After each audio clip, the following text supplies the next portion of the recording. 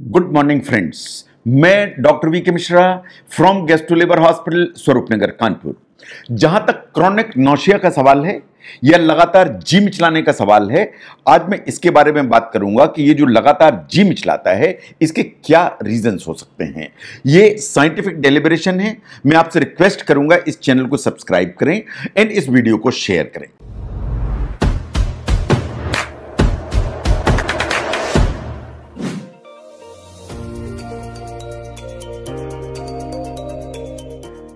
जो chronic nausea है, कभी कभी ये बड़ी कॉमन प्रॉब्लम हो जाती है। जहां तक नौशिया या जी मिचलाने का सवाल है, ये सच्चाई को आपको समझने की जरूरत है कि ये सिम्टम है, ये अपने आप में बीमारी नहीं है।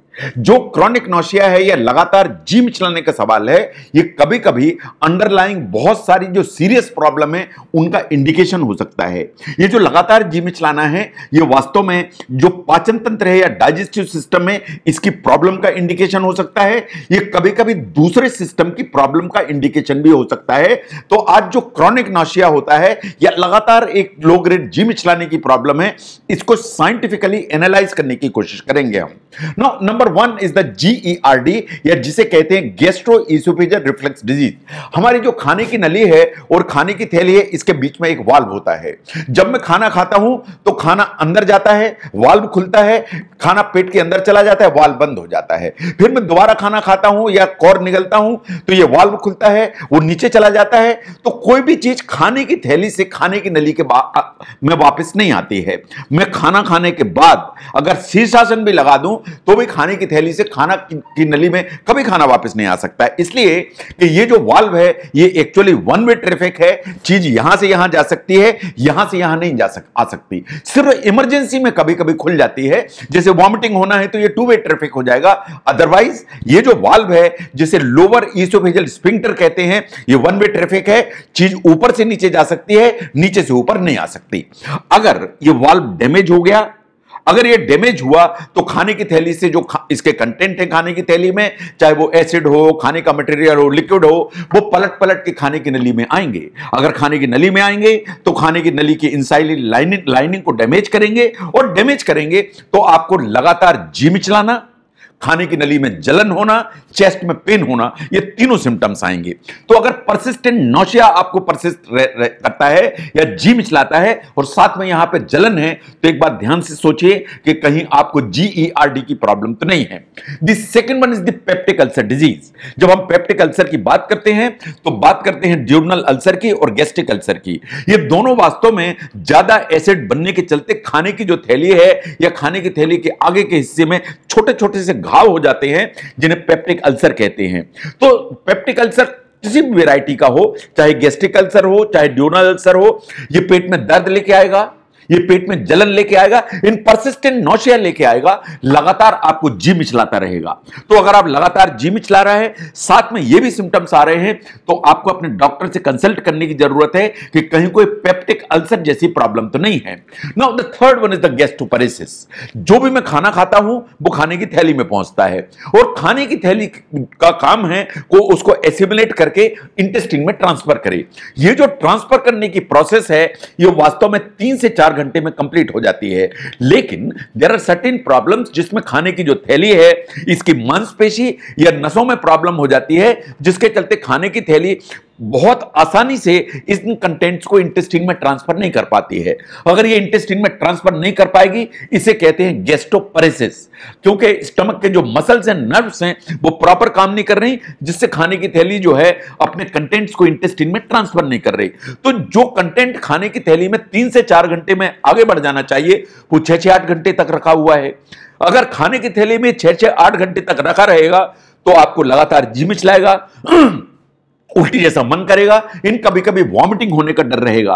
तो गैस्ट्रोपैरेसिस इज वन जो इस तरह की सिम्टम लेके आती है। Now next one is the non ulcer dyspepsia.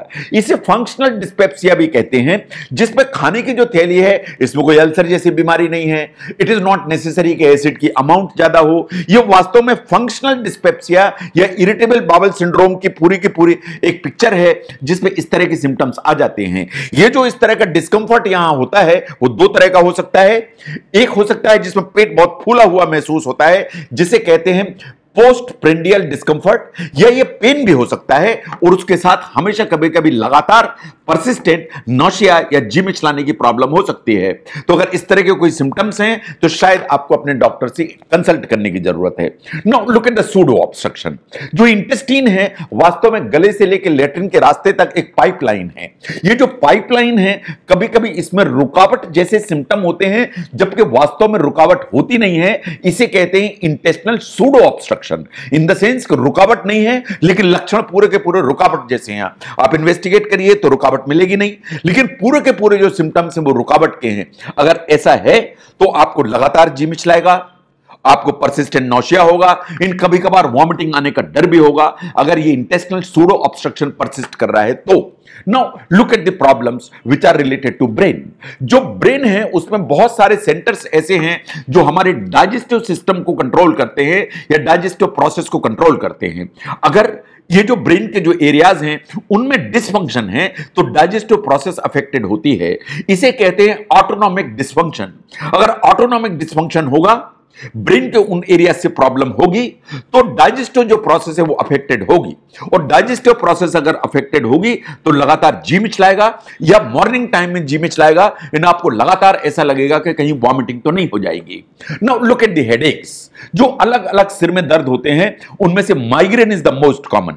जो माइग्रेन है या क्लस्टर हेडेक है, जो रुक रुक के सिर में दर्द होता है जिसमें बहुत टपकन पैदा होती है, ऐसा लगता है कि सिर के अंदर हथौड़े जैसे चल रहे हैं, जो इस तरह का सिर में दर्द होता है ये एक्चुअली वेस्कुलर केफाल्जिया कहलाता है या वेस्कुलर हेडेक कहलाता है।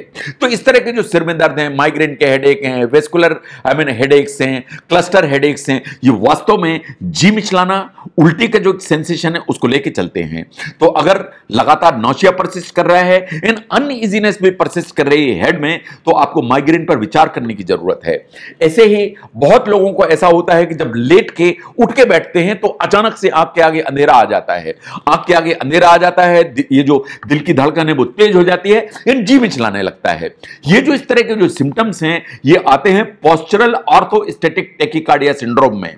कभी कभी ऑर्थोस्टैटिक हाइपोटेंशन में इस तरह की सिम्टम्स आते हैं कि जब तक आप लेटे हैं तब तो ठीक है, जैसे ही उठ के बैठे आपके दिल की धड़कन तेज हो गई, आंख के आगे अंधेरा आ गया, जी मिचलाने लगा। तो ये जो हार्ट की रेट है वो गड़बड़ हो जाती है, ब्लड प्रेशर ड्रॉप होता है और उसके चलते सडनली आपका जी मिचलाने लगता है। It is also a problem. ऐसे ही जैसे मैंने कहा कि इंटेस्टाइन वास्तव में एक ट्रैक्ट है या वास्तव में एक ट्यूब है जो गले से लेकर लेट्रिन के रास्ते तक है।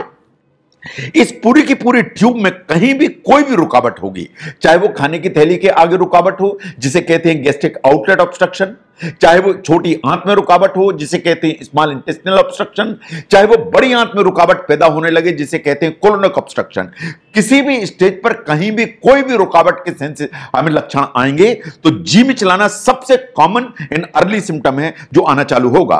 तो इंटेस्टाइन में कोई भी रुकावट होगी, ब्लॉक होगा, ऑब्स्ट्रक्शन होगा, तो जो वॉमिटिंग का sensation is the first symptom जो आएगा और प्रॉब्लम क्रिएट करेगा।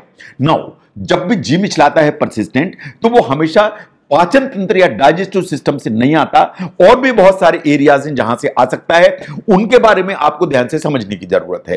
यह बात सही है कि अगर लीवर की कोई प्रॉब्लम है, जैसे क्रॉनिक लीवर डिजीज है, जिसे लीवर सिरोसिस है, क्रॉनिक एक्टिव हेपेटाइटिस है, ऑटो इम्यून हेपेटाइटिस है, एक्यूट वायरल हेपेटाइटिस है, कोई भी लीवर की प्रॉब्लम अगर खड़ी होगी तो वॉमिटिंग का सेंसेशन, जी मिचलाना is a very common problem. ना कोई भी किडनी की प्रॉब्लम होगी, चाहे वो क्रॉनिक किडनी डिजीज हो, चाहे पाइलोनेफ्राइटिस हो, कोई भी किडनी की प्रॉब्लम हो, वॉमिटिंग का sensation is a very common problem या nausea is a very common problem. ऐसे ही बॉडी में कोई भी कैंसर है और उसके लिए कोई कीमोथेरेपी चल रही है तो कीमोथेरेपी का सबसे कॉमन जो साइड इफेक्ट है इज द नॉशिया या परसिस्टेंट वॉमिटिंग का सेंसेशन। ये आपको समझने की जरूरत है। ऐसे ही अगर कोई भी इंफेक्शंस आपकी बॉडी में है तो इंफेक्शंस वास्तव में कभी कभी नौशिया लेके चलते हैं। एंड आप जो मेडिसिन यूज करते हैं, चाहे एंटीबायोटिक यूज करें, चाहे पेन किलर यूज करें, इनके जो साइड इफेक्ट्स हैं उनमें nausea is a very very common symptom. इन चीजों को आपको समझने की जरूरत है।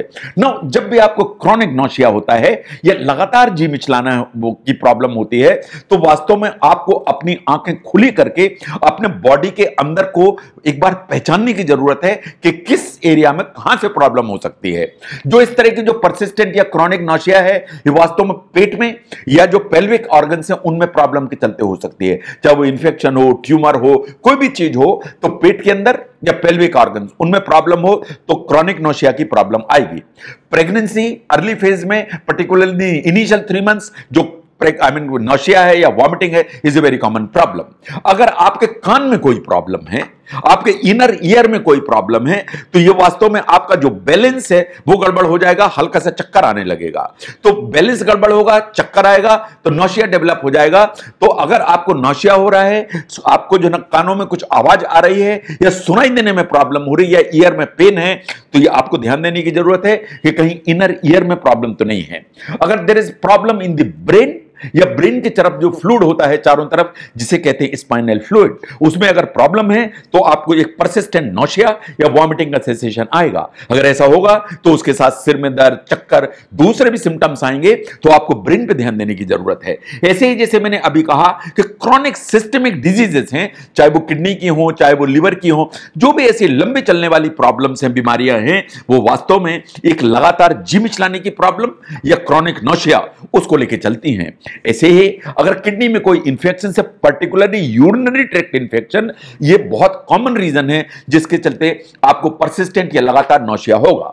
तो जहां तक नौशिया का सवाल है या जो लगातार जी में चलाने की प्रॉब्लम है, जो आपको दिन भर परेशान करती है या सवेरे सवेरे परेशान करती है जब आप सो के उठते हैं, उसके जो रीजंस हैं उनको आपको समझने की जरूरत है। ये जो रीजंस हैं ये वास्तव में आपके पाचन तंत्र में हो सकते हैं, ये जो रीजंस हैं आपके ब्रेन में हो सकते हैं, ये जो रीजंस हैं ये यूरिनरी ट्रैक्ट किडनी में हो सकते हैं, ये जो रीजंस हैं वास्तव में किसी इंफेक्शन या मेडिकेशन का हिस्सा हो सकते हैं। तो जब भी लगातार जी मिचलाता है तो उसके रीजंस को आपको समझने की जरूरत है, और डिपेंडिंग अपॉन कि अगर आप इनको आइडेंटिफाई करते हैं तो आपको अपने डॉक्टर से कंसल्ट करने की जरूरत है।